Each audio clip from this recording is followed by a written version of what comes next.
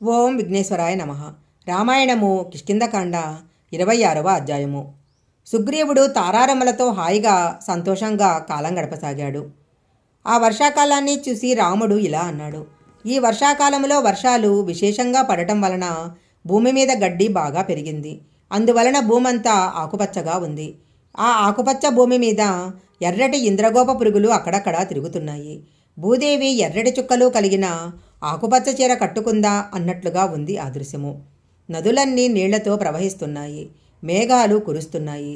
ఏనుగులు పెద్ద పెద్ద శబ్దాలు చేస్తున్నాయి. వనాల యొక్క మధ్య భాగాలు ప్రకాశిస్తున్నాయి.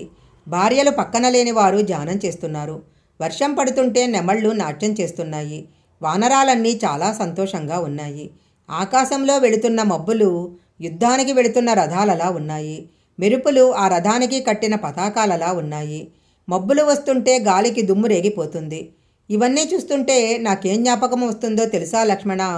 ఎప్పుడెప్పుడు రావణాసురుడి మీద యుద్ధం చేద్దామా అని పొంగిపోతున్నటువంటి వానరుల యొక్క శక్తి గుర్తుకొస్తుంది. ఒక పెద్ద మదగజము ఆ వర్షంలో తడుస్తూ హాయిగా పడుకుని ఉంది. ఇంతలో పిడుగుపడినట్లు ఒక మేఘము పెద్ద శబ్దం చేసింది.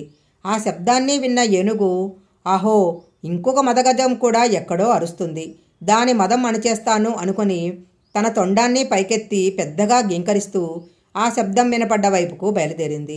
కొంత దూరం వెళ్ళిన తరువాత మళ్ళీ ఆ మేఘం శబ్దం చేసింది. ఓహో, మేఘమా ఉరుముతున్నది, మరొక మదగజం కాదన్నమాట అని తన తొండాన్ని దింపేసి మెల్లగా వెనక్కి నడుచుకుంటూ వచ్చి తాను ముందు పడుకున్న చోటనే పడుకుంది. రంగురంగుల కప్పలు, తోకలున్న కప్పలు, పొడుగు కప్పలు, ఇలా రకరకాల కప్పలు ఇప్పటిదాకా ఎక్కడున్నాయో తెలియదు.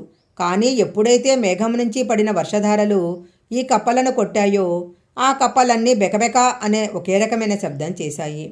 ఈ వర్షాలు పడే కాలంలోనే సామవేదాన్ని నేర్చుకునే వారికి పాఠం ప్రారంభిస్తారు. నిద్ర మెల్లమెల్లగా కదిలి కేశవుడిని చేరుకుంటుంది. నది వేగంగా ప్రవహిస్తూ సాగరానికి వెళ్ళిపోతుంది. ఆకాశంలో కొంగలు బారులు బారులుగా వెళ్ళిపోతున్నాయి.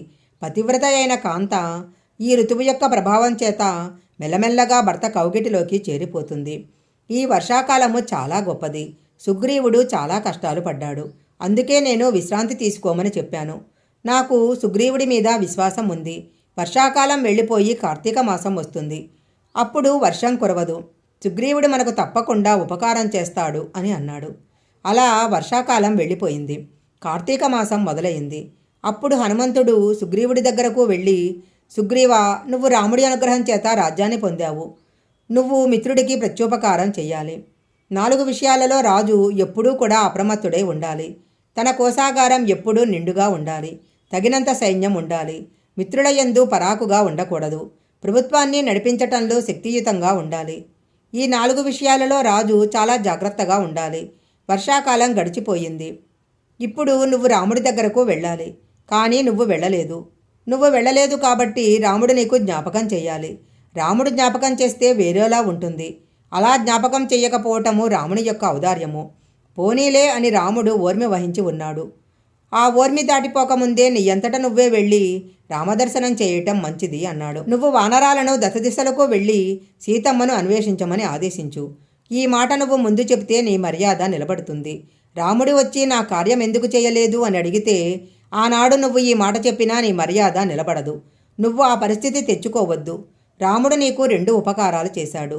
నీకు బలమైన శత్రువైన వారిని సంహరించాడు. అలాగే నీకు రాజ్యం ఇచ్చాడు. మీరు అగ్నిసాక్షిగా స్నేహం చేసినప్పుడు ఆయన నీతో, నేను నీకు ఉపకారం చేస్తాను, నువ్వు సీతను అన్వేషించి పెట్టు అన్నాడు.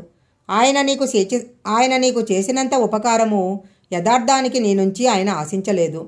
అన్ని దిక్కులకు వెళ్ళగలిగిన బలవంతులైన వానరాలు నీ దగ్గర ఉన్నారు. వాళ్ళు వెళ్ళటానికి ఉత్సాహంతో ఉన్నారు. కానీ నీ ఆజ్ఞ లేదు కాబట్టి వారు వెళ్ళలేదు. నువ్వు కామమందు అతిశయించిన ప్రీతితో ఉన్నావు కాబట్టి వారికి నీ ఆజ్ఞ లేదు. రాముడే దుఃఖపడి కోదండాన్ని పట్టుకుంటే ఇక ఆయనను నిగ్రహించగలవారు ఎవరూ లేరు. అప్పుడు నీకే కాదు, లోకానికి కూడా ప్రమాదమే అన్నాడు.